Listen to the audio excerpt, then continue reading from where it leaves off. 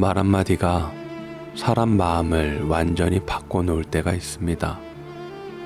그저 무심코 던진 한마디, 상대는 별 뜻 없었다고 말할지 몰라도 듣는 사람에게는 평생 지워지지 않는 상처가 되기도 하지요. 부모와 자식 사이도 그렇습니다. 가깝다고 생각했기에 더 아프고 내 사람이라 믿었기에 더 오래 남습니다. 아무리 부모라 해도 끝까지 넘기기 어려운 말이 있습니다. 참고 또 참던 마음을 한순간에 쉽게 만든 그 말은 무엇이었을까요? 그럼 사연 속으로 들어가 보겠습니다. 안녕하세요. 저는 올해 68입니다. 교직에 평생을 바치고 교감으로 정년 퇴임을 한 지도 어느덧 몇 해가 흘렀습니다. 남편과 함께 고향으로 내려와 텃밭을 가꾸는 지금의 삶은 저희 부부가 젊은 시절부터 입버릇처럼 말해오던 꿈의 완성본과도 같았습니다.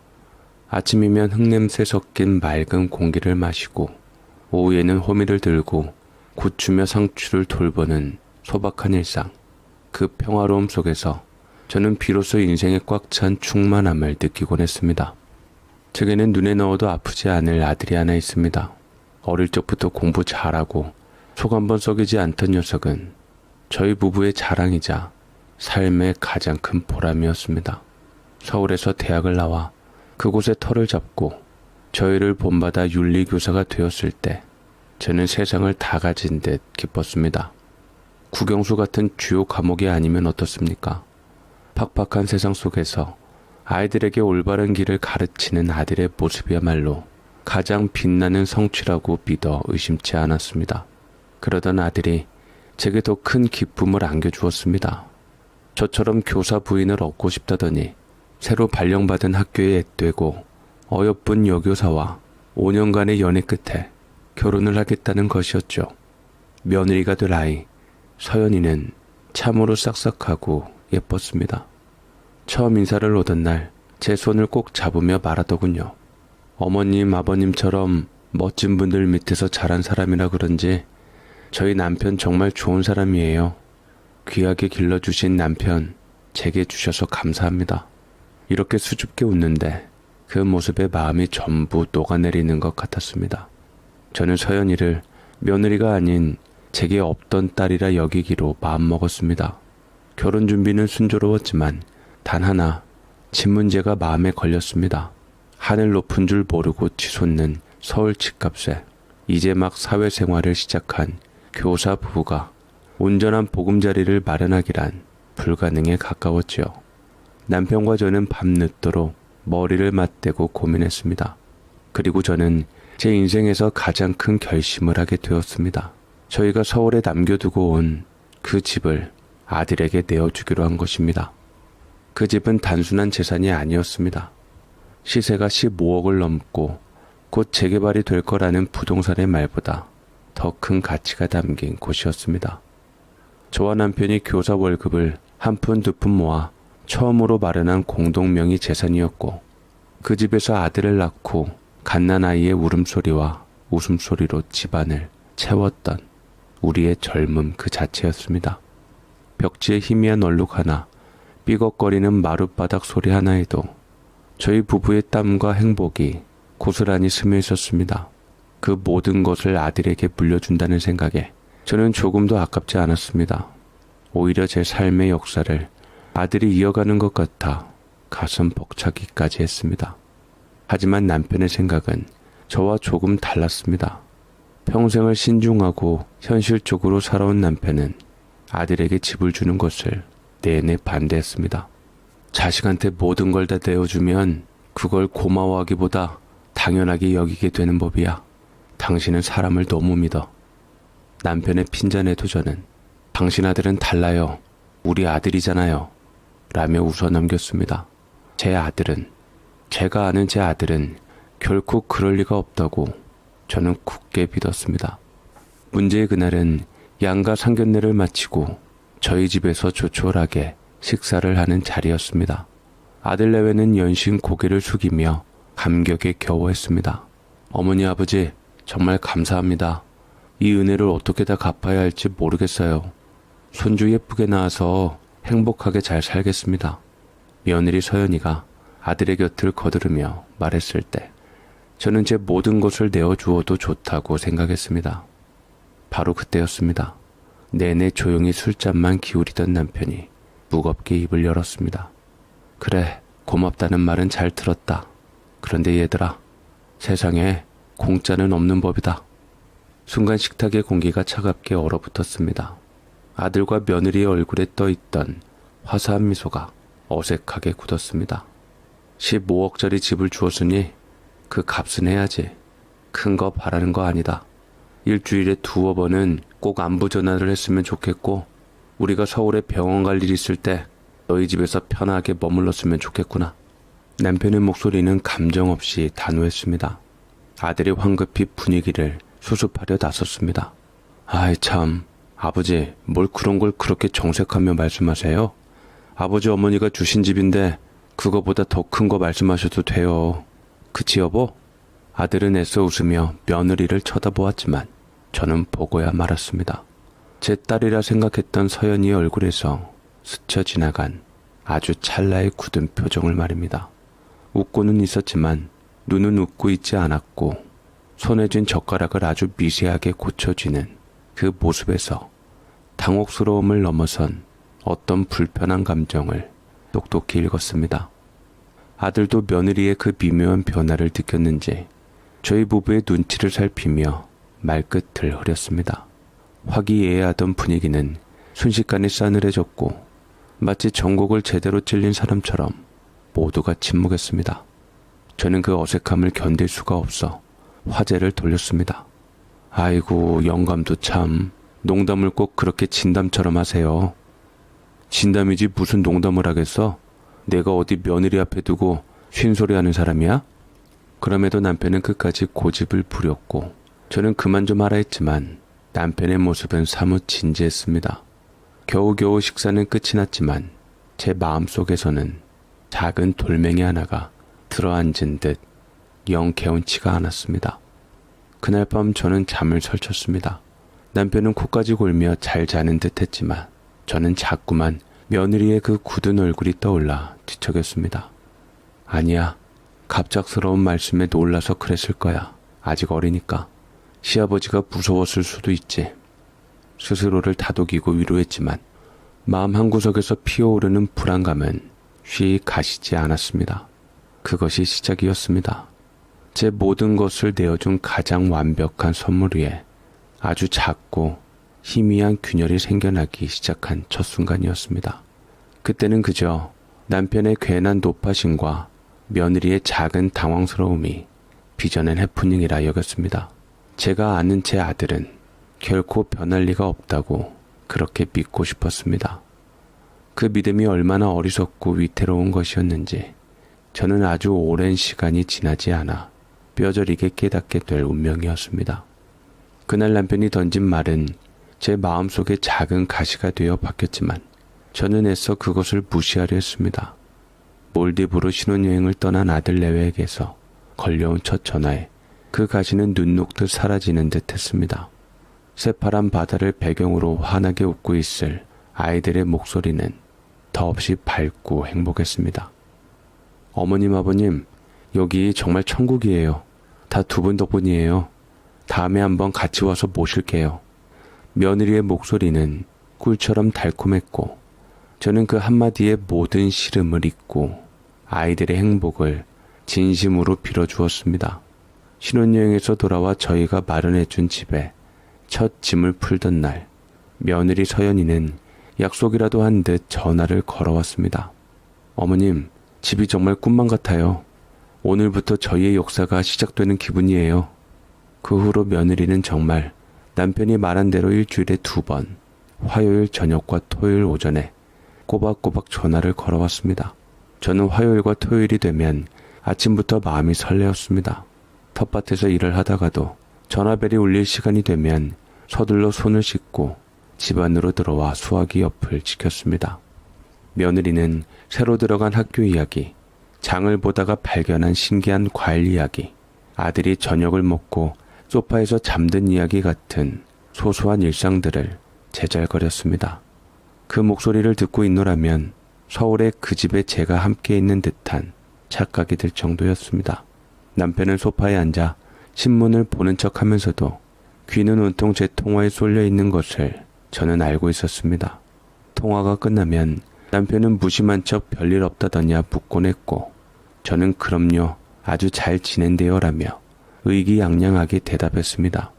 제 아들과 며느리는 역시 다르다고 남편의 걱정은 기우였다고 저는 속으로 몇 번이고 되뇌었습니다. 그러나 변화는 아주 서서히 거의 눈치채지 못할 만큼 미미하게 시작되었습니다. 2달쯤 지났을까 화요일 저녁에 울려야 할 전화가 오지 않았습니다. 저는 밤늦도록 수화기만 만지작거리다 잠이 들었습니다. 다음날 아침 며느리에게서 문자가 와 있었습니다. 어머님, 죄송해요. 어제 회식이 너무 늦게 끝나서 깜빡했어요. 저는 괜찮다고 바쁘면 그럴 수도 있는 거라고 답장을 보내며 스스로를 안심시켰습니다. 하지만 9주 토요일 전화는 아들에게서 왔습니다. 엄마, 서연이가 주말이라 늦잠 자네요. 별일 없으시죠? 아들의 목소리는 반가웠지만 마음 한구석이 어쩐지 허전했습니다. 그 다음 주부터 전화는 일주일에 한 번 토요일에만 오기 시작했습니다. 그것도 며느리가 아닌 아들의 목소리로 말입니다. 저는 남편의 눈치를 살피며 애써 밝게 통화했습니다. 그래, 신혼인데 주말 아침까지 시어머니한테 전화하는 게 쉬운 일은 아니겠지. 이제 아들이 챙기면 되는 거야. 그렇게 또 한 번 제 마음을 다독였습니다. 남편은 아무 말도 하지 않았지만 그의 침묵이 무엇을 의미하는지 저는 어렴풋이 짐작할 수 있었습니다. 그는 거봐라, 내 말이 맞지라고 말하는 듯 했습니다. 그러던 어느 날 아들이 찾아와서 겸사겸사 반찬을 챙겨가며 이런 말을 하더라고요. 엄마, 사실 서연이가 한번 심하게 배탈이 나서 며칠 알아 누운 적이 있어요. 그때 전화를 깜빡 잊은 뒤로 왠지 전화하는 걸 좀 부담스러워하는 것 같아요. 제가 대신 잘할게요. 아들의 말에 저는 가슴이 철렁 내려앉았습니다. 아픈 며느리를 걱정하는 마음보다 부담이라는 단어가 더 아프게 와닿았습니다. 부모의 안부를 묻는 전화가 그 아이에게는 지켜야 할 의무이자 부담이었구나. 그 사실을 인정하고 싶지 않아 저는 황급히 말을 돌렸습니다. 아이고, 아픈 애한테 뭘 그런 걸 신경 쓰게 해. 괜찮다, 괜찮아. 너라도 가끔 해주면 되지. 허나 그 후로 아들의 전화마저 뜸해지기 시작했습니다. 2주에 한 번이 한 달에 한 번이 되었습니다. 전화가 오지 않는 주말 아침이면 저는 텅 빈 집 안에서 서성였습니다. 텃밭에 나가 일을 해도 손에 잡히지 않았고 TV를 켜도 소리가 귀에 들어오지 않았습니다. 고요한 수화기는 마치 저를 비웃는 듯 침묵을 지켰습니다. 결국 남편이 폭발하고 말았습니다. 한 달 넘게 전화 한 통 없는 어느 주말 저녁, 제가 무의식적으로 전화기만 쳐다보고 있자 남편이 버럭 소리를 질렀습니다. 그놈의 전화기만 붙들고 살 거야? 내가 뭘 했어? 저럴 줄 알았다고 내가 말했지 않았어? 여보, 왜 소리를 지르고 그래요? 애들이 바빠서 그렇겠죠. 바빠? 부모 살아있는지 죽었는지 전화 한 통할 시간이 없을 만큼 바빠? 집 받아갈 땐 온갖 감언유설로 사람 홀려놓고 이제 제것되니 쌩이다 이거 아니요. 당장 전화해서 호통을 쳐야겠다. 남편이 정말로 전화를 걸려고 하자 저는 기겁하며 말렸습니다. 제 안에 무언가가 와르르 무너지는 기분이었죠. 아들에게 실망한 마음, 며느리에 대한 서운함이 분노가 되어 애꿎은 남편에게 향했습니다. 그만 좀 해요. 당신이 처음부터 그런 조건을 거니까 애들이 부담스러워하는 거 아니에요? 요즘 젊은 애들한테 그렇게 강요하면 더 엇나가는 거 몰라요? 그냥 우리가 먼저 하면 되잖아요. 왜 자꾸 애들을 못 살게 굴어요? 제 고함에 남편은 잠시 저를 멍하니 쳐다보더니 이내 깊은 한숨을 내쉬며 수화기를 내려놓았습니다. 그래, 당신 말이 다 맞아. 내가 늙은이라 요즘 것들 마음을 몰랐네. 당신과 싸우기 싫으니 나도 이제 그만해야겠어. 남편은 그렇게 말하며 방으로 들어가 버렸습니다. 저는 그 자리에 주저앉았습니다. 남편과의 싸움에서 이겼지만 마음은 텅 비고 참담했습니다. 제가 지키고 싶었던 것은 아들 내외가 아니라 내 아들은 그럴 리 없다는 저희 마지막 믿음이었을지도 모릅니다. 그날 이후 저희 집에서는 전화 이야기가 금기어가 되었습니다. 남편은 더 이상 아무 말도 하지 않았고 저 또한 먼저 전화를 걸지 않았습니다. 그렇게 아들 내외와의 정기적인 소통은 완전히 끊어졌습니다. 침묵하는 수화기, 그것은 단순히 소리가 나지 않는 기계가 아니었습니다.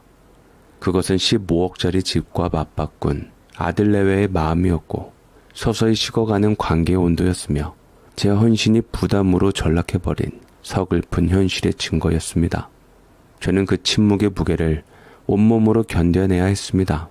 그리고 그 침묵의 끝에 무엇이 기다리고 있을지 두려운 마음으로 예감할 수밖에 없었습니다. 전화가 끊긴 후 시간은 무심하게 흘렀습니다. 저는 텃밭 일에 더 몰두하며 애써 아들 내외에 대한 생각을 지우려 했습니다. 흙을 만지고 작물이 자라는 것을 보면 복잡했던 마음이 조금은 가라앉는 듯 했습니다. 하지만 고혈압과 당뇨, 고지혈증이라는 지병은 어김없이 병원 방문을 재촉했습니다.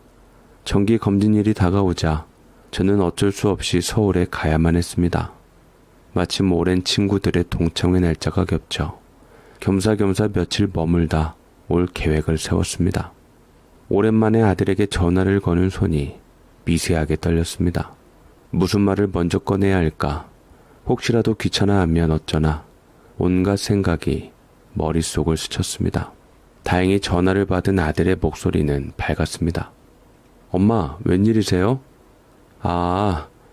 간만에 서울에 가야 하는데 네 집에서 며칠 신세 좀 질까 해서 말이다. 그 목소리에 안도하여 병원과 동창회 일정을 이야기하고 신세를 좀 지겠다고 말했습니다. 그러자 아들은 뜻밖에도 너무나 살갑게 대답했습니다. 에이, 무슨 신세는요. 잘 오시는 거예요. 오랜만에 얼굴도 뵙고 좋죠. 며칠 푹 주무시고 가세요. 아들의 그 말 한마디에 그동안 제 마음을 짓누르던 불안과 서운함이 봄눈 녹듯 사라지는 기분이었습니다. 그래, 역시 내 아들이야. 전화 몇 번 안 한 것 가지고 내가 너무 예민하게 굴었구나. 저는 금세 마음이 풀어져서는 아들 내외에게 먹일 것들을 챙기기 시작했습니다. 텃밭에서 막단 싱싱한 오이와 가지, 탐스럽게 익은 토마토와 복숭아를 상자에 가득 담았습니다. 남편은 옆에서 요즘 젊은 애들 이런 거 안 좋아해. 마트 가면 깨끗하고 예쁜 것들이 널렸는데 괜히 고생만 하는 거요. 라며 타일렀지만 제 귀에는 들리지 않았습니다. 제 손으로 직접 키운 유기농 채소와 과일이야말로 세상 최고의 선물이라고 저는 굳게 믿었습니다. 서울로 향하는 2시간 반 동안 제 마음은 소풍 가는 아이처럼 들떠 있었습니다. 남편은 말없이 운전만 했지만 제 기분을 망치고 싶지 않은 듯 별다른 말은 하지 않았습니다. 드디어 익숙하면서도 낯선 아파트 단지에 들어섰을 때 저는 심호흡을 한번 했습니다. 우리가 살던 집, 이제는 아들의 집이 된 그곳의 문이 열리고 아들 내외가 저희를 맞았습니다. 어머니 아버지, 오시느라 고생 많으셨어요. 오셨어요? 아들은 환하게 웃으며 저희를 반겼습니다. 하지만 제 눈은 어쩔 수 없이 며느리 서연이의 얼굴로 향했습니다. 그녀 역시 웃고 있었지만 그 미소 뒤에 아주 찰나의 순간 스쳐 지나가는 굳은 표정을 저는 놓치지 않았습니다. 마치 예상치 못한 손님이 들이닥쳤을 때의 당혹감 같은 아주 미세하지만 분명한 경계심이었습니다. 제 심장이 쿵하고 작게 내려앉았습니다. 제가 낑낑거리며 들고 온 채소 상자를 받아들던 며느리가 갑자기 약하는 짧은 비명을 질렀습니다. 모두가 놀라 쳐다보자 그녀는 질색하는 표정으로 상자에서 손을 뗐습니다. 상자 속 파릇한 배춧잎 위에 손톱만한 애벌레 한 마리가 꿈틀거리고 있었습니다. 무능력으로 농사를 짓다 보면 흔히 볼 수 있는 작은 생명체였습니다. 아들이 재빨리 다가와 휴지로 벌레를 집어 밖으로 던져버렸지만 이미 분위기는 싸늘하게 식어버렸습니다. 며느리는 하얗게 질린 얼굴로 진땀을 빼며 말했습니다. 그 목소리에는 당황스러움을 넘어선 숨길 수 없는 불쾌감이 묻어 있었습니다. 어머니, 저희 무농약 아니어도 되니까 그냥 마트에서 사 먹을게요. 어머님도 힘드시고 저도 벌레는 정말 무서워요. 그 말은 정중했지만 제게는 날카로운 바늘처럼 와서 박혔습니다.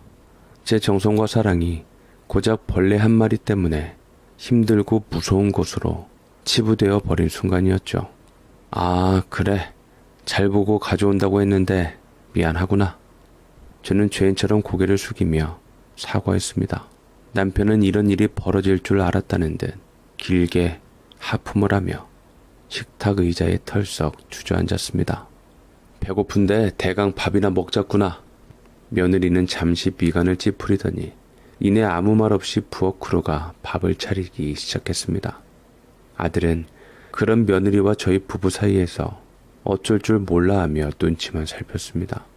식탁에 마주 앉았지만 밥이 입으로 들어가는지 코로 들어가는지 알 수 없었습니다. 저는 미안한 마음에 제대로 음식을 삼키지도 못하고 내내 며느리의 눈치만 보았습니다. 이럴 줄 알았으면 남편 말 들을 걸. 차라리 깔끔한 반찬이나 몇 가지 만들어 올 걸. 뒤늦은 후회가 파도처럼 밀려왔습니다. 그때 밥을 거의 다 먹어갈 때쯤 며느리가 툭 하고 한마디를 던졌습니다. 주무시고 가시는 거죠? 그 질문에 온몸의 피가 차갑게 식는 듯 했습니다. 당연히 자고 갈 것이라 이야기하고 왔는데 마치 처음 듣는 이야기인 양 확인하는 그 말투, 그것은 단순한 질문이 아니었습니다. 정말 자고 갈 생각이냐는, 안 자고 가면 안 되겠냐는 무언의 압박이었습니다. 제 심장이 다시 한번 바닥으로 곤두박질 쳤습니다. 제가 뭐라고 대답해야 할지 몰라 우물쭈물하는 사이 남편이 심드렁한 목소리로 대신 대답했습니다. 당연히 늦게 왔으니 자고 가야지. 너는 그걸 꼭 대답을 들어야 하냐? 남편의 퉁명스러운 말에 며느리는 입을 꾹 다물어 버렸습니다. 그리고는 아주 작은 목소리로 네 라고 대답하며 누구도 들리지 않을 만큼 나지막한 한숨을 쉬었습니다. 하지만 저는 똑똑히 들었습니다. 그 한숨 소리가 제 가슴을 후벼 팠습니다. 그날 밤 며느리가 내어준 이부자리는 낯설고 차가웠습니다. 저는 밤새 잠들지 못하고 뒤척였습니다. 옆에 누운 남편도 코 고는 소리 하나 내지 않는 것을 보니 저와 같은 심정인 듯 했습니다. 아들도 장가가면 남이 된다는 옛말이 뼈가 저리도록 온몸에 와닿았습니다. 이곳은 더 이상 제 집이 아니었습니다. 저는 그저 아들의 집에 잠시 머무는 초대받지 않은 손님일 뿐이었습니다. 창밖이 희미하게 밝아올 무렵 저는 비로소 깨달았습니다. 제가 아들에게 물려준 것은 단순히 15억짜리 아파트가 아니었습니다. 그것은 제 삶의 일부였고 제 존재의 증명이었습니다. 그러나 이제 그 공간에서 저는 이방인이 되어 있었습니다. 제 선의와 사랑은 이해받지 못했고 제 존재는 환영받지 못했습니다. 그 서늘한 진실이 어둠보다 더 짙게 제 마음을 짓눌렀습니다. 아들 집에서의 하룻밤은 천근만근의 피로만을 남겼습니다. 아침 일찍 병원으로 향하는 내내 남편과 저는 약속이라도 한 듯 아무 말도 하지 않았습니다. 찻장 밖으로 스쳐 지나가는 서울의 풍경은 여전히 분주했지만 제 마음은 텅 빈 폐허처럼 황량하기만 했습니다. 병원 진료와 동창회 일정을 마치고 고향으로 돌아왔지만 그날 밤의 서늘한 공기는 며칠이 지나도록 제 마음에서 제 몸에서 떠나지 않았습니다. 결국 스트레스 탓이었을까요? 며칠 뒤 병원으로부터 검사 결과가 좋지 않으니 빠른 시일 내에 다시 내원하라는 차가운 문자 메시지를 받게 되었습니다. 불길한 예감에 심장이 덜컥 내려앉았습니다. 병원에 전화를 걸어 가장 빠른 날짜로 예약을 잡으니 당장 내일 모레였습니다. 급박하게 잡힌 일정에 마음이 조급해졌습니다. 이번에도 서울에 가면 아들 집에 머물러야 할 텐데 벌써부터 가슴이 답답해왔습니다. 며느리의 굳은 얼굴과 나지막한 한숨소리가 귓가에 맴돌았습니다. 하지만 달리 뾰족한 수가 없었습니다. 저는 떨리는 손으로 아들에게 전화를 걸었습니다. 하지만 몇 번을 걸어도 아들은 전화를 받지 않았습니다. 회의 중이거나 수업 중일 것이라 생각하며 저는 서툰 솜씨로 문자 메시지를 작성하기 시작했습니다. 한자 한자 꾹꾹 눌러 쓰는 손가락이 천근만근 무거웠습니다. 아들, 엄마야. 병원에서 급히 오라고 해서 내일 서울에 올라가야 할 것 같다. 미안하지만 내일 저녁에 너희 집에서 하루 신세 좀 져야겠다. 문자를 보내고 나서도 저는 한참 동안 휴대폰을 손에서 놓지 못했습니다. 마치 판결을 기다리는 죄인처럼 초조하게 답장을 기다렸죠. 시간이 흐를수록 불안감은 눈덩이처럼 불어났습니다. 제 몸이 정말 어디가 크게 잘못된 것은 아닐까 하는 공포와 아들내외에게 또다시 불편한 존재가 되어야 한다는 자괴감이 뒤섞여 숨이 막혔습니다. 제 모습을 보다 못한 남편이 내가 전화해서 똑바로 말하겠다며 화를 내려는 순간 드디어 아들에게서 전화가 걸려왔습니다. 저는 반가운 마음에 황급히 전화를 받았습니다. 엄마, 문자 봤어요. 들려오는 아들의 목소리는 어딘가 머뭇거림으로 가득했습니다. 제 심장이 다시 한번 불안하게 뛰기 시작했습니다. 오신 지 얼마 안 돼서 또 오신다고 하니까 좀 당황스럽네요. 뭐? 당황스럽다는 그 한마디가 제 귀에 모처럼 박혔습니다. 아픈 어미가 병원에 가기 위해 도움을 청하는 것이 아들에게는 그저 당황스러운 일일 뿐이었습니다. 저는 믿을 수 없다는 생각에 되물었습니다. 그게 무슨 소리니? 당황스럽다니? 아니, 그게 아니고요. 엊그제 다녀가시고 또 오시는 거잖아요. 사실 저희 둘 다 직장인이라 엄마 아버지가 오시면 신경이 쓰여서 좀 그렇거든요. 일단 서연이가 아무래도 불편해해서요. 결국 며느리 탓이었습니다. 아들은 아내의 불편함을 방패 삼아 제게 상처 주는 말을 아무렇지 않게 내뱉고 있었습니다. 저는 끓어오르는 감정을 억누르며 말했습니다. 시부모가 당연히 불편하겠지. 하지만 우리도 어쩔 수 없는 상황 아니니. 엄마 몸이 안 좋다는데. 그럼 일단 조금만 기다리세요. 제가 다시 연락드릴게요. 아들은 제 말을 자르듯 그렇게 말하고는 전화를 끊어버렸습니다. 기다리라니. 뭘 기다리라는 걸까? 제 집에 부모가 오는 것을 아내에게 허락이라도 받아야 한다는 말인가? 기가 막혔지만 저는 아들의 말을 거역할 수 없었습니다. 시간이 흐를수록 초조함은 극에 달했고 정말로 몸이 더 아파오는 것 같았습니다. 저녁 시간이 다 되어서야 아들에게서 다시 전화가 왔습니다. 그 사이 남편과 저는 아무 말 없이 서로의 타들어가는 속만 바라보고 있었습니다. 엄마, 아무래도 학교가 곧 시험 기간이라 서연이가 좀 예민해 있어서요. 죄송하지만 저희가 병원 근처에 숙소를 예약해드리면 어떨까요? 순간 제 귀를 의심했습니다. 숙소라니 제 아들 입에서 나온 말이라고는 도저히 믿을 수가 없었습니다. 제 집을, 제 젊음을 바쳐 마련한 그 집을 눈앞에 두고 늙고 병든 부모를 여간방에서 재우겠다는 말이었죠. 옆에서 듣고 있던 남편이 결국 참지 못하고 제 손에서 전화기를 낚아채갔습니다. 야, 이놈의 자식아. 남편의 고함 소리가 집안을 쩌렁쩌렁 울렸습니다. 내가 전화 안 하는 것까진 이해하려고 했다. 그런데 이제는 네 집에서 잠도 못 자게 하겠다는 거냐? 우리가 네 집에 몇 번이나 갔다고 병원 앞에 숙소를 얻어준대? 지금 장난하냐? 아버지, 진정하시고요. 아버지도 아침 일찍 병원 가시려면 그게 더 편하시잖아요. 겸사겸사 결정 내린 거죠. 그리고 시험 기간에 교사가 얼마나 예민한 상태인지 아버지도 잘 아시잖아요. 그렇게 예민 떨 것 같으면 교사를 하지 말았어야지.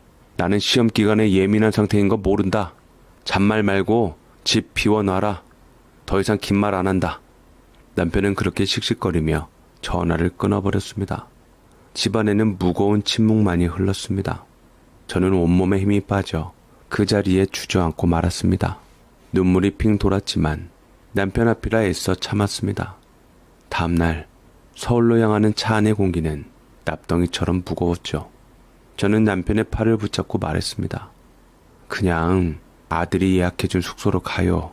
이렇게 억지로 가봤자 마음만 불편할 텐데 라고 말했지만 남편은 고집을 꺾지 않았습니다. 참으로 아들이 괘씸하고 오기가 발동했던 것이었죠. 누구 맘대로 내 집 내가 가겠다는데 누가 막아? 남편의 분노는 아들을 향한 것이었지만 그 화살은 제게도 날아와 박히는 듯 했습니다. 결국 저는 쌓여왔던 서름과 허무함을 남편에게 터뜨리고 말았습니다. 그만 좀 해요. 왜 자꾸 아들에게 부모로서 부담만 주는 거예요? 당신 때문에 일이 이렇게 된 거잖아요. 애꿎은 남편에게 원망을 쏟아내자 그제야 남편도 제 마음을 알아차린 듯 했습니다. 그는 한참 동안 말이 없다가 굳은 얼굴로 핸들을 돌렸습니다. 알았어. 당신이 원하는 대로 합시다. 결국 우리는 아들이 보내준 주소의 숙소로 향했습니다. 아들이 예약한 곳은 호텔이라는 이름이 붙어 있었지만 번화가 유흥가 한복판에 위치한 누가 봐도 모텔이었습니다. 겉은 번지르르 했지만 로비에는 술 냄새가 희미하게 배어 있었고 젊은 남녀들이 저희를 힐끗거리며 스쳐 지나갔습니다. 저희 노부부는 그곳에 서 있는 것만으로도 민망했습니다. 배정받은 방은 생각보다 좁았고 창문을 열자 시끄러운 음악 소리와 사람들의 고함 소리가 그대로 밀려 들어왔습니다. 방음도 제대로 되지 않아 옆방에서 들려오는 웃음소리와 정체 모를 소음들이 밤새도록 저희를 괴롭혔죠. 남편과 저는 나란히 누워 뜬 눈으로 밤을 새웠습니다. 천장에 매달린 낯선 조명을 바라보며 저는 생각했습니다. 내 아들이, 내 속으로 낳은 자식이 병든 어미를 이런 곳에서 하룻밤 재우고 있구나. 15억짜리 집을 내어준 대가가 고작 이것이었구나. 서러움과 비참함에 눈물이 하염없이 흘렀습니다. 옆에 누운 남편도 잠들지 못하고 뒤척이는 것을 느낄 수 있었습니다. 새벽녘이 되어서야 겨우 잠이 들었다가 알람 소리에 놀라 깨어보니 이미 병원에 갈 시간이 임박해 있었습니다. 저희는 허둥지둥 짐을 챙겨 마치 도망치듯 그곳을 빠져나왔습니다. 모텔방의 탁한 공기와 밤새 들려오던 소음, 그리고 아들에 대한 깊은 실망감이 온몸을 무겁게 짓눌렀습니다. 그것은 제 인생에서 가장 길고 모욕적인 밤이었죠. 그렇게 아침이 찾아오고 저희 부부는 마치 폐잔병처럼 병원으로 향했습니다.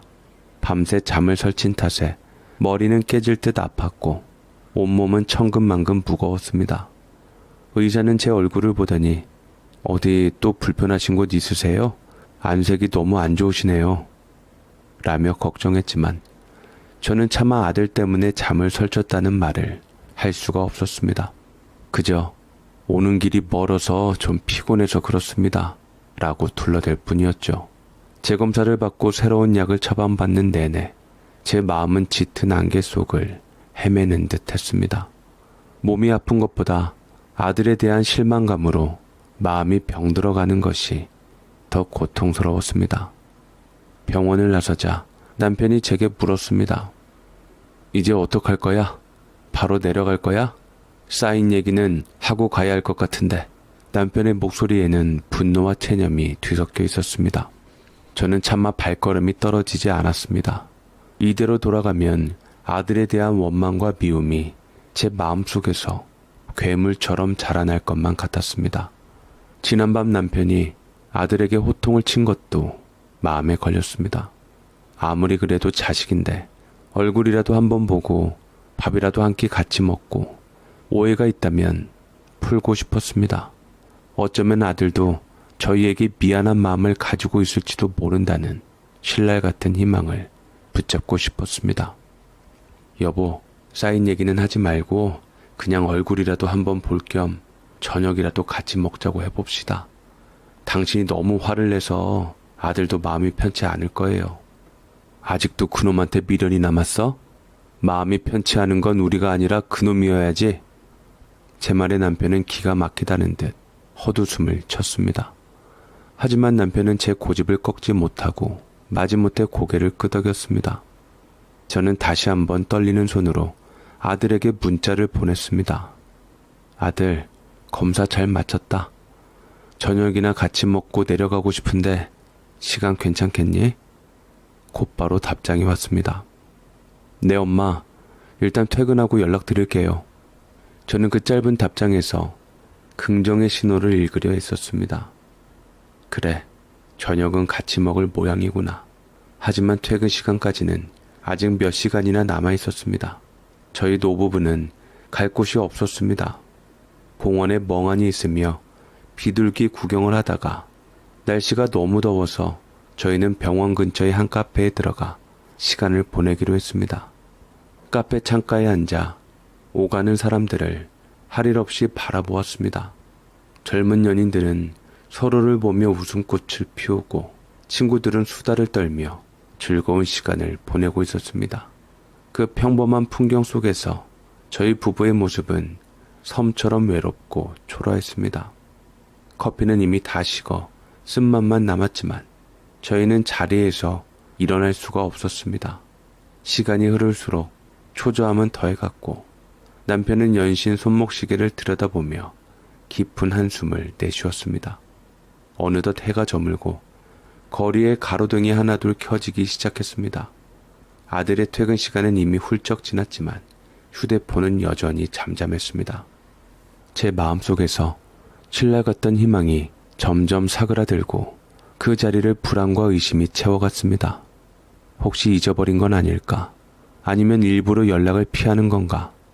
차마 입 밖으로 꺼내지 못한 질문들이 목구멍까지 차올랐죠. 저녁 7시가 넘어서자 더 이상 기다릴 수 없다고 판단한 저는 아들에게 전화를 걸었습니다. 신호음이 몇 번 울리고 나서야 아들이 전화를 받았습니다. 주변이 시끄러운지 웅성거리는 소리가 함께 들려왔습니다. 엄마, 웬일이세요? 아들의 그 첫마디에 제 심장이 쿵하고 내려앉았습니다. 웬일이냐니 저녁을 함께 먹기로 한 약속을 까맣게 잊어버린 사람의 목소리였습니다. 아들, 우리 저녁 먹기로 했잖니? 기다리고 있었는데. 제 목소리가 가늘게 떨려 나왔습니다. 수화기 너머로 잠시 침묵이 흘렀습니다. 그리고 들려온 아들의 목소리는 당황한 기색이 역력했죠. 아, 맞다. 엄마 죄송해요. 제가 깜빡했어요. 오늘은 퇴근하고 서연이랑 같이 운동 가는 날이라서요. 식사는 좀 힘들 것 같아요. 정말 죄송해요, 엄마. 깜빡했다. 그 말이 비수가 되어 제 가슴에 박혔습니다. 늙고 병든 부모가 몇 시간을 밖에서 꼼짝없이 기다리고 있었다는 사실을 그는 정말로 까맣게 잊고 있었던 것입니다. 아내와의 운동 약속보다 부모와의 저녁 식사는 덜 중요한, 그래서 쉽게 잊어버려도 되는 일이었던 것입니다. 아들의 목소리 너머로 며느리의 목소리가 희미하게 들리는 듯 했고 아들은 마치 옆 사람의 눈치를 보듯 말을 바꾸고 있었습니다. 그 순간 옆에서 듣고 있던 남편의 얼굴이 분노로 시뻘겋게 달아올랐습니다. 남편은 또다시 제 손에서 전화기를 낚아채려 했지만 이번에는 제가 남편의 손을 꽉 잡고 말렸습니다. 더 이상 싸우고 싶지 않았습니다. 화를 내고 소리를 질러봤자 비참해지는 것은 결국 우리 자신이라는 것을 깨달았기 때문입니다. 저는 모든 힘을 짜내어 최대한 담담한 목소리로 말했습니다. 그래, 알았다. 운동 잘하렴. 그럼 끊는다. 전화를 끊고 나자 온몸의 힘이 쭉 빠져나갔습니다. 카페 안의 소음과 불빛이 아득하게 멀어지는 것 같았습니다. 남편은 아무 말 없이 제 어깨를 감싸 안았습니다. 그 투박한 손길에서 남편 역시 저와 같은 깊은 절망을 느끼고 있다는 것을 알 수 있었습니다.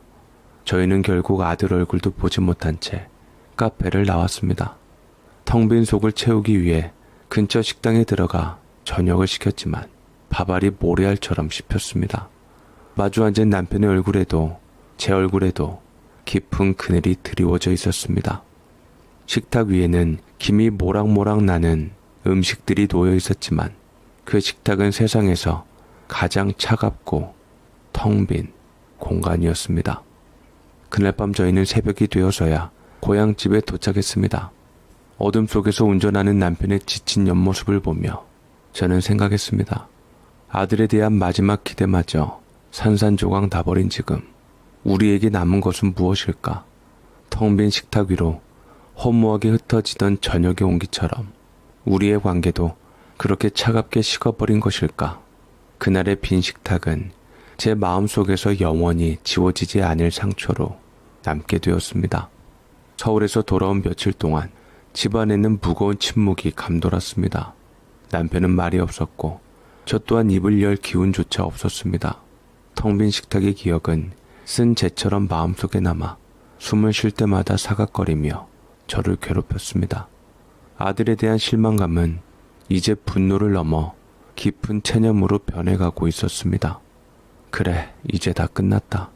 더 이상 기대하지도 바라지도 말자. 저는 그렇게 마음을 다잡으려 했었습니다. 그러던 주말 아침, 뜻밖에도 아들에게서 전화가 걸려왔죠. 엄마, 저번에는 정말 죄송했어요.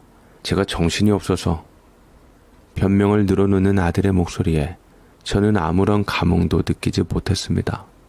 그런데 아들은 이내 이번 주말에 저희가 한번 내려갈게요. 여행 삼아 바람도 쐴 겸 얼굴 뵈러 갈게요. 라고 말했습니다. 저는 괜찮다고 올 필요 없다고 손사래를 쳤지만 아들은 이미 마음을 정한 듯 했습니다. 그 말을 듣는 순간 제 마음속에서 아주 작은 희망의 불씨가 다시 살아나는 것을 느꼈습니다. 그래, 역시 내 아들이야. 마음에 걸렸던 게지. 며느리도 함께 온다니 이번에야말로 진심으로 사과하고 싶어서 오는 걸 거야. 저는 지난번의 상처는 까맣게 잊고 다시금 아이들을 맞이할 준비를 시작했습니다. 하지만 남편은 여전히 부정적이었죠. 또 속을 일 있어? 그놈들 말은 이제 믿을 게 못 돼. 왜 아직도 몰라 이 답답한 양반아. 이리도 퉁명스럽게 말했지만 저는 남편의 말에 아랑곳하지 않았습니다. 아들 내외가 도착하는 날 저는 이른 아침부터 분주하게 움직였습니다. 집안 구석구석을 쓸고 닦고 아이들이 좋아할 만한 음식을 고민했습니다. 지난번 채소 사건이 떠올라 이번에는 텃밭 근처에도 가지 않았습니다. 대신 이 지역에서 가장 맛있다고 소문난 소갈비집에 예약을 했습니다. 가장 비싸고 좋은 것으로 제 마지막 남은 정성을 다해 아이들을 대접하고 싶었죠. 약속한 시간에 맞춰 도착한 아들 내외의 얼굴은 어딘지 모르게 어색해 보였습니다. 며느리 서연이는 제 눈을 제대로 마주치지 못하고 인사했습니다. 어머님, 아버님, 안녕하세요. 저는 그 모습이 미안함의 표현이라 믿고 싶어 애써 더 밝게 웃으며 아이들을 맞았습니다. 어서 오너라. 오느라 고생 많았지? 배고플 텐데 얼른 가서 맛있는 거 먹자. 소갈비집으로 향하는 차 안에서 저는 일부러 밝은 화제를 꺼내며 분위기를 띄우려 노력했습니다. 하지만 아들과 며느리는 간간히 네네 하고 대답할 뿐 좀처럼 대화에 끼어들지 않았습니다. 두 사람 사이에는 무겁고 긴장된 공기가 흐르고 있었습니다. 마치 중요한 시험을 앞둔 수험생처럼 무언가 결심하고 온 사람들의 모습이었습니다. 식당에 도착해 자리에 앉자 최고급 소갈비가 숯불 위에 올려졌습니다. 지글지글 고기 익는 소리가 어색한 침묵을 깨주었죠. 아들과 며느리는 처음에는 허겁지겁 고기를 먹는 듯 하더니 이내 서로 눈치를 살피기 시작했습니다. 며느리가 아들의 옆구리를 쿡 찌르자 아들은 헛기침을 한번 하더니 조심스럽게 입을 열었습니다. 엄마, 아버지, 여기 와서 보니까 참 좋네요. 공기도 맑고 30분만 가면 꽤 큰 대학병원도 있고요. 저는 아들의 뜬금없는 말에 의아한 표정을 지었습니다. 그렇지, 시골이라도 있을 건 다 있단다. 제 대답에 아들은 화색이 돌며 기다렸다는 듯 말을 이었습니다. 그래서 말인데요. 병원을 이쪽으로 옮기시는 건 어떨까 해서요. 매번 서울까지 나들이 하시기도 힘드시잖아요. 나들이라는 단어가 제 귀에 거슬렸지만 저는 애써 표정을 관리하며 아들의 말을 들었습니다. 아들이 잠시 말을 멈추자 이번에는 며느리가 나섰습니다. 이참에 어머님 명의로 된 서울 작은 건물도 오빠한테 한번 맡겨보시는 건 어떠세요? 매번 왔다 갔다 관리하시기도 힘드실 것 같은데 굳이 서울로 나오지 않으시는 게 괜히 번거로우시잖아요. 번거롭다. 그 단어가 비수가 되어 제 가슴에 정확히 날아와 박혔습니다. 순간 눈앞이 아찔해졌습니다. 아, 이 아이들이 이곳까지 찾아온 이유가 이것이었구나. 사과를 하기 위해서가 아니라 우리 부부의 서울행을 원천적으로 차단하기 위해서 온 것이었구나. 우리의 방문이, 우리의 존재가 저들에게는 그저 번거로움일 뿐이었구나. 제 얼굴이 굳어가는 것을 본 남편이 젓가락을 탁 소리나게 내려놓으며 콕 집어 물었습니다. 우리는 서울까지 가는 게 하나도 안 번거로운데 왜 자꾸 우리가 번거로울 거라고 생각하게 만드냐? 혹시 니들이 번거로운 것은 아니고? 남편의 날카로운 질문에 며느리는 주춤거리며 아들을 쳐다보았습니다. 아들은 그런 며느리를 보며 고개를 한번 끄덕였습니다. 마치 이제 솔직하게 말해라고 신호를 보내는 듯한 그 모습에 저는 아들에 대한 마지막 남은 일말의 기대마저 산산조각 나는 것을 느꼈습니다. 며느리가 쉽사리 입을 열지 못하자 아들이 며느리의 손을 잡아주며 단도직입적으로 말했습니다. 솔직히 말씀드릴게요. 병원 진료받으실 때마다 저희 집으로 오시는 게 좀 그렇긴 해요. 저희 집이 부모님 별장도 아니잖아요. 처음엔 1년 한두 번 오시려나 했는데 생각보다 주기도 너무 작고 저희 직장인이에요. 부모님만 신경 쓰면서 살 수 있는 위치가 아니라고요. 세상이 무너지는 기분이었습니다. 쿵하고 심장이 바닥 없는 곳으로 떨어지는 듯 했습니다. 병든 몸을 이끌고 더 나은 치료를 받고자 하는 부모의 절박함이 자식에게는 별장에 놀러 오는 정도로 신경 쓰이는 귀찮은 일 정도로 받아들여지고 있었다니 실망감을 넘어 참을 수 없는 분노가 치밀어 올랐습니다. 그게 무슨 말이냐? 부모가 아파서 병원에 가면 걱정은 못할 망정 어떻게 네 집에 오는 게 번거로울 생각부터 하냐? 그러고서 너희가 무슨 낯으로 학생들을 가르쳐? 너 윤리선생이라면서 부모한테 이렇게 하는 거 네가 가르치는 학생들이 아냐? 제 목소리가 저도 모르게 높아졌습니다. 제 분노에 아들은 말문이 막힌 듯 입만 뻐끔거렸습니다. 그때 며느리가 끼어들어 기어코 제 가슴에 마지막 못을 박았습니다.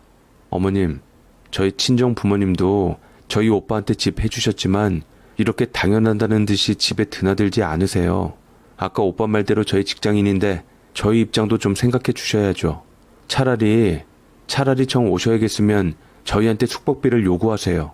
저희가 숙박비는 드릴게요. 저희 집에서 주무시는 건 좀 어려울 것 같습니다. 죄송해요. 숙박비. 그 단어를 듣는 순간 제 머릿속에 무언가가 뚝 하고 끊어져 버렸습니다. 누굴 거지로 하나 자식 집에 오는 부모에게 숙박비를 주겠다니 헛웃음이 터져 나왔습니다. 처음에는 제가 잘못 들었나 싶었습니다. 저희 부부도 단칸방에서 신혼을 시작했기에 자식만큼은 그런 고생시키고 싶지 않아 평생 모은 재산을 내어준 것이었습니다. 그 모든 선의와 사랑이 고작 숙박비라는 단어로 모욕당하는 순간이었습니다. 저는 남편의 얼굴을 보았습니다. 그의 얼굴에는 그러게 내 말이 맞지 않소 하는 의기양양한 표정이 떠올라 있었습니다. 그 표정이 제 마음에 또 다른 비수처럼 꽂혔습니다. 그래, 다 내 잘못이다. 자식이란 존재는 부모를 떠난 순간부터 이기적인 존재라는 것을 왜 나만 모르고 있었을까? 제 모든 선의와 사랑이 오해받고 제 존재 자체가 번거로움으로 치부되는 그 순간 제 안의 모든 것이 차가운 재로 변했습니다. 아들에 대한 애틋함, 며느리에 대한 기대, 그 모든 감정이 사라진 자리에 차갑고 단단한 결심만이 남았습니다. 며느리의 그 말이 식당 안의 모든 소음을 집어삼키고 제 귀 속에서 메아리 쳤습니다. 지글거리던 고기 익는 소리도 주변 테이블의 왁자지껄한 웃음소리도 모두 사라지고 오직 그 차가운 단어만이 제 머릿속을 맴돌았습니다.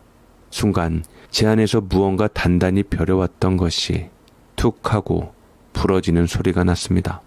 그것은 아들에 대한 마지막 미련이었고 며느리에 대한 일말의 기대였으며 어머니로서의 제 자신을 묻고 있던 마지막 족소였습니다. 저는 끓어오르는 분노와 차갑게 식어버린 절망을 동시에 느끼며 아주 천천히 고개를 들었습니다. 제 시선이 향한 곳에는 안절부절 못하는 아들과 이제야 할 말을 다 했다는 듯 후련한 표정의 며느리가 있었습니다. 그들의 얼굴에서 저는 더 이상 제 아들과 딸의 모습을 찾아볼 수 없었습니다. 그들은 그저 제 선의를 이용해 이득을 취하고 이제는 그 책임마저 벗어던지려는 낯선 타인일 뿐이었죠. 저는 끓어오르는 감정을 꾹 눌러 담고 제 평생 이렇게 차분했던 적이 있었나 싶을 정도로 아주 조용한 목소리로 입을 열었습니다. 그래, 너희 말이 맞다. 제 예상 밖의 대답에 아들과 며느리의 얼굴에 순간 당혹스러운 빛이 스쳤습니다. 아들이 더듬거리며 말했습니다. 네? 엄마, 너희가 직장인인데 우리가 가면 폐가 되긴 하겠구나. 우리도 교사 생활을 해봐서 잘 아는데 잠시 잊고 있었다. 너희 입장을 미처 생각 못했구나. 제 목소리에는 어떠한 감정도 실려있지 않았습니다. 마치 남의 이야기를 하듯 건조하고 사무적인 말투였습니다. 제 말에 아들의 얼굴에 안도하는 기색이 역력히 드러났습니다. 고마워요, 엄마. 알아주셔서. 저희가 직장인이다 보니까 어쩔 수 없는. 아들이 안도의 한숨을 내쉬며 변명을 늘어놓으려는 순간 옆에 있던 남편이 참지 못하고 끼어들었습니다. 참, 그놈의 직장 타령 아주 지긋지긋하구나. 누군 직장 안 다녀봤냐? 지들만 유세는. 애들이 너희 보고 뭘 배우겠나 싶다. 남편의 날쌘 비아냥에 아들과 며느리의 얼굴이 다시 굳어졌습니다. 저는 그들의 표정 변화를 똑똑히 지켜보며 제 인생에서 가장 단호하고 중요한 결심을 입 밖으로 꺼냈습니다. 제 안의 모든 망설임과 연민을 제로 태워버린 차갑고도 정당한 한마디였죠. 그래, 그럼 너희가 윤리 선생이다 보니 모든 걸 윤리적으로 처리하는 게 좋겠구나. 너희가 그 집에서 나오면 되겠다. 네? 아들의 눈이 믿을 수 없다는 듯 동그랗게 커졌습니다. 며느리 역시 방금 제가 한 말을 이해하지 못했다는 듯 멍한 표정으로 저를 바라보았습니다. 저는 그들의 얼굴을 똑바로 마주하며 한 글자 한 글자 힘주어 다시 말했습니다. 우리가 여기 와서 곰곰이 생각해보니 생각보다 서울 드나들 일이 많을 것 같다는 것을 깨달았다. 너희 말대로 우리가 너희 집에 가는 것이 서로에게 번거로운 일이니 우리가 다시 그 서울집으로 들어가야겠다. 그러니 너희가 그 집에서 나가라. 피차 번거로울 일 없게 하자꾸나. 식탁 위로 얼음장 같은 침묵이 흘렀습니다. 아들 내외의 얼굴이 새하얗게 질려갔습니다. 그들은 제가 농담을 하는 것인지 진담을 하는 것인지 가늠하려는 듯 제 얼굴만 뚫어져라 쳐다보았습니다. 며느리가 떨리는 목소리로 간신히 입을 열었습니다. 어머님, 그게 무슨 말씀이세요? 저희더러 나가라니요. 그건 아니죠. 왜 아니지? 그 집 아직 우리 부부 공동명의로 된 집이다. 너희에게 살라고 허락해 준 것이지 너희에게 준 것은 아니었다. 그런데 너희가 우리를 번거로운 존재로 여기고 툭밥비까지 운운하는 마당에 우리가 더 이상 너희에게 호의를 베풀 이유가 없어졌다. 안 그러니? 제 단호한 말에 아들이 정신을 차린 듯 다급하게 외쳤습니다. 엄마, 잘못했어요. 제가 말이 헛나왔나 봐요. 제발 이러지 마세요. 아들은 자리에서 일어나 제 앞에 무릎이라도 꿇을 기세였습니다. 하지만 이미 엎질러진 물이었습니다. 제 마음은 굳게 닫힌 성문처럼 미동도 하지 않았죠. 남편이 자리에서 일어나며 제 말을 거들었습니다. 들을 만큼 들었고 볼 만큼 봤다. 너희는 너희가 먹은 밥값이나 계산하고 와라. 우리는 먼저 일어난다. 저와 남편은 그대로 식당을 나와버렸습니다. 뒤에서 아들이 엄마 아버지하고 외치는 소리가 들렸지만 저희는 단 한 번도 뒤돌아보지 않았습니다. 차에 올라타자마자 저는 남편에게 말했습니다. 여보, 당장 변호사에게 연락하세요. 내용 증명 보내야겠어요. 남편은 아무 말 없이 고개를 끄덕이며 제 손을 한번 꽉 잡아주었습니다. 그 후의 일은 일사천리로 진행되었어요. 저희는 변호사를 통해 아들 내외에게 정식으로 퇴거를 요청하는 내용 증명을 보냈습니다. 아들에게서는 하루에도 몇 번씩 전화가 걸려왔고 잘못했다, 한 번만 용서해달라는 문자 메시지가 쏟아졌습니다. 하지만 저는 단 한 번도 전화를 받지도 답장을 하지도 않았습니다. 아들 내외는 처음에는 버티는 듯 했습니다. 그 집이 이제는 자신들의 집이라고 생각했겠지요. 하지만 법은 저희 편이었습니다. 퇴거 불응 시 강제 집행을 하겠다는 최후 통첩을 보내자 그제야 그들은 현실을 깨달은 듯 했습니다. 그러자 그들의 태도는 뻔뻔하게 돌변했습니다. 저희에게 인테리어 비용을 청구하겠다는 연락이 왔습니다. 막말로 빌려준 집에 자기들이 조차고 뜯어 고친 것을 왜 우리가 물어줘야 한단 말입니까? 저는 그들의 괘씸한 태도에 아들의 밑바닥까지 본 것 같아 치가 떨렸습니다. 당연히 단 한 푼도 줄 수 없다고 통보했습니다. 결국 약속된 날짜에 저희는 강제 집행을 위해 서울 집으로 향했습니다. 집 앞에는 이미 이삿짐 센터 트럭이 와 있었고 아들 내외가 망연자실한 표정으로 서 있었습니다. 저희가 살던 흔적 위에 더 씌워졌던 그들의 신혼 가구와 살림살이들이 하나둘씩 밖으로 실려 나오는 모습을 저는 차 안에서 무표정하게 지켜보았습니다. 아들이 찻장을 두드리며 울부짖었지만 저는 눈길 한번 주지 않았죠. 모든 짐이 빠져나가 텅 비어버린 집, 그 낯설고도 익숙한 공간에 들어서는 순간 저는 비로소 숨통이 트이는 것을 느꼈습니다. 이곳은 다시 제 집이 되었습니다. 제 젊음과 추억이 담긴 그 누구도 저를 번거로운 존재로 취급할 수 없는 온전한 제 공간이었습니다. 저는 더 이상 자유로운 어머니가 아니었습니다. 제 존엄과 제 삶을 지키기 위해 제 손으로 직접 자식과의 연을 끊어낸 냉정한 사람이 되어 있었습니다. 그리고 이상하게도 그 사실이 조금도 슬프지 않았습니다. 아들 내외의 짐이 모두 빠져나간 집은 휑하고 서늘했습니다. 그들이 들여놓았던 화려한 조명과 세련된 가구들이 사라진 자리에 오래된 벽지의 희미한 얼룩과 삐걱거리는 마룻바닥이 다시 모습을 드러냈습니다. 그 낯익은 흔적들을 마주하자 비로소 이곳이 제 집이라는 실감이 났습니다. 남편과 저는 한동안 아무 말 없이 텅 빈 거실을 둘러보았습니다. 지난 몇 달간의 소용돌이가 마치 한바탕의 악몽처럼 아득하게 느껴졌습니다.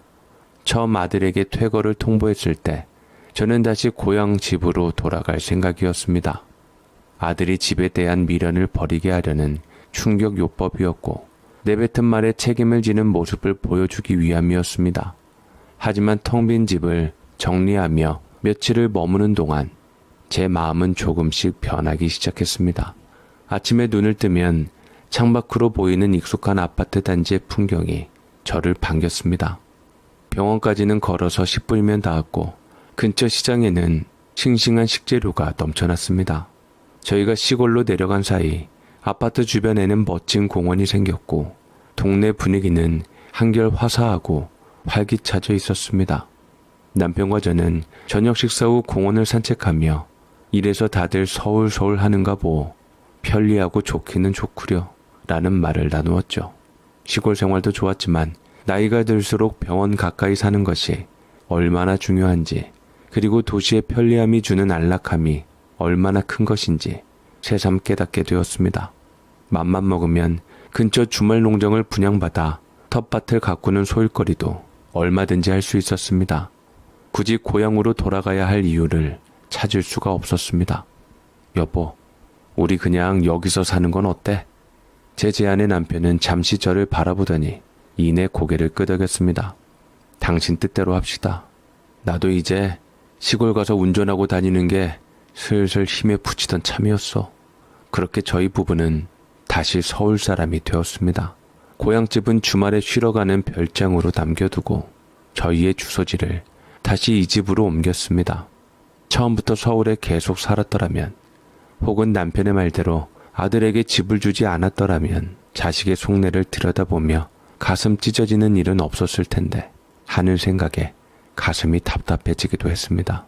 하지만 이미 엎질러진 물이었습니다. 남편은 뒤늦게서야 자신의 속내를 털어놓았습니다. 처음부터 며느리와 아들에게 일주일에 2번씩 전화하라고 시킨 것은 그들의 진심을 떠보기 위한 시험대였다고 했습니다.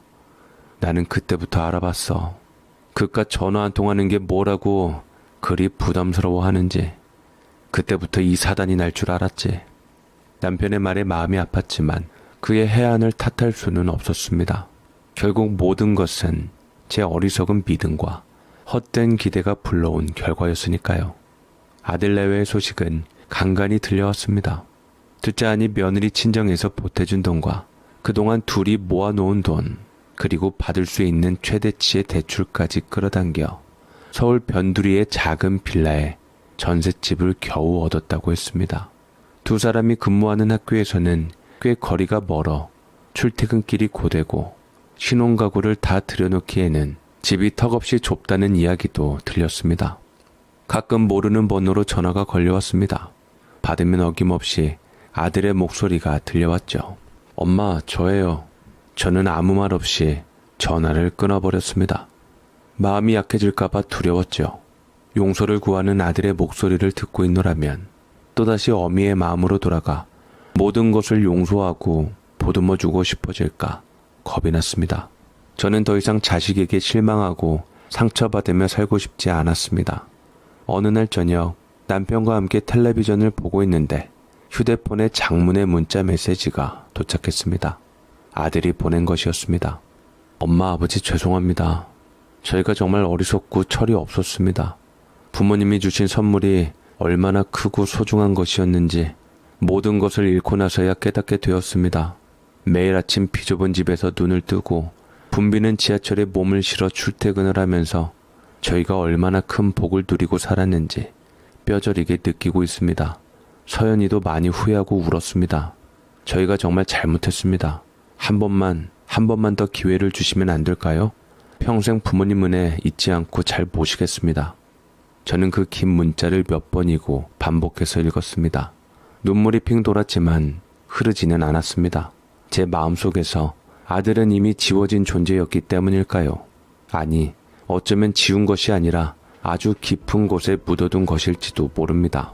더 이상 아프지 않도록, 더 이상 흔들리지 않도록 저는 남편에게 말없이 휴대폰을 건넸습니다. 문자를 다 읽은 남편은 아무 말 없이 제 손을 잡고 휴대폰 전원을 꺼버렸습니다. 그리고는 제게 말했습니다. 이제 우리 둘만 생각합시다. 당신과 나, 우리 둘의 남은 인생이 가장 중요하지 않겠어? 저는 제 아들을 잃었습니다. 하지만 그 대신 제 남은 인생과 제 자신의 존엄을 되찾았습니다.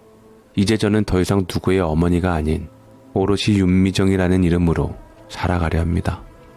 남편과 함께 서로를 보살피고 소소한 일상에서 행복을 찾으며 온전히 저희 두 사람의 힘으로 남은 삶을 지켜나갈 것입니다. 창밖으로 서울의 야경이 보석처럼 반짝입니다. 저 수많은 불빛 아래 제 아들도 있겠지요. 아마 녀석도 이제는 깨달았을 겁니다. 세상에 당연한 것은 아무것도 없다는 것을.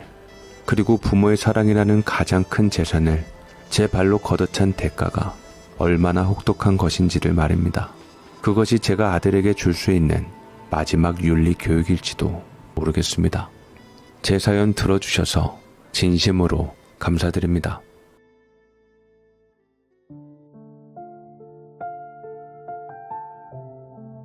부모는 자식에게 많은 것을 바라지 않는다고 말하지만 정말 아무것도 바라지 않는 것은 아닐 겁니다.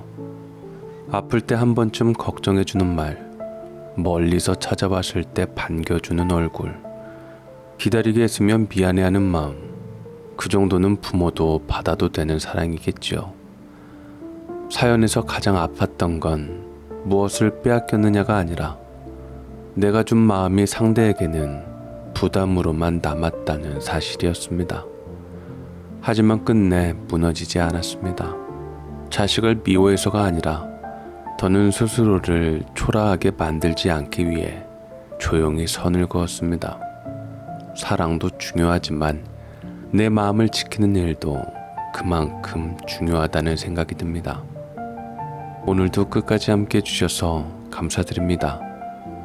저는 또 다른 사연으로 다시 찾아뵙겠습니다. 감사합니다.